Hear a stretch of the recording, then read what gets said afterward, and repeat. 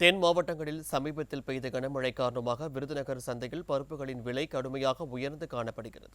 விருதுநகர் பருப்பு சந்தையானது மிகவும் முக்கியத்துவம் வாய்ந்த சந்தையாக கருதப்படுவது மட்டுமின்றி மாநிலத்தின் விலையை நிர்ணயம் செய்யும் வகையிலும் உள்ளது.